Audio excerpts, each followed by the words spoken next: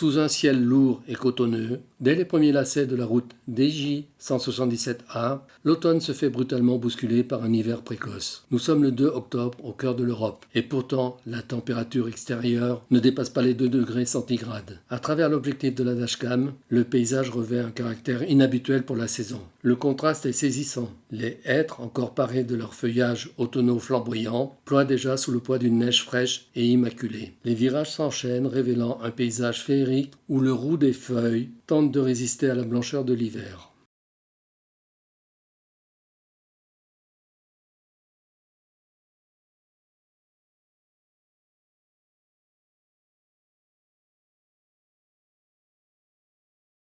Plus la route s'élève, plus l'atmosphère devient intime et silencieuse.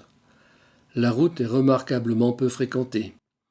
Le bitume mouillé défile, seulement perturbé par le croisement rare de quelques véhicules particuliers et, plus haut, d'un imposant camion forestier. Rien d'étonnant à cette rencontre. Ici, la forêt est reine, immense et omniprésente. Au fil de l'ascension, le décor se transforme. Les feuillus cèdent peu à peu la place à une armée de pins et de conifères, de plus en plus denses, dont les branches sombres sont lourdement poudrées de blanc.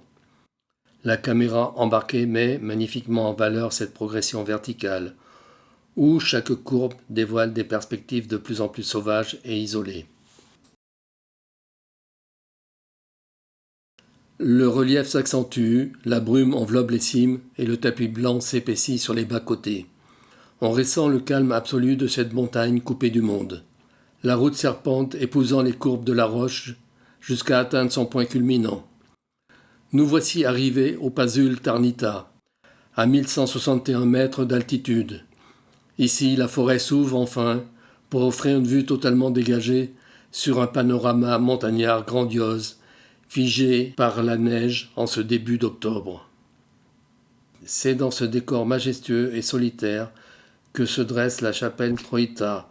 Ce petit édifice religieux votif, coiffé de son toit de bois sombre, semble veiller sur le col depuis des générations. Érigée au sommet pour protéger les voyageurs qui franchissent la montagne, elle marque la fin de notre ascension, un havre de paix spirituelle au milieu des éléments, témoin silencieux de la beauté brute de la Bucovine.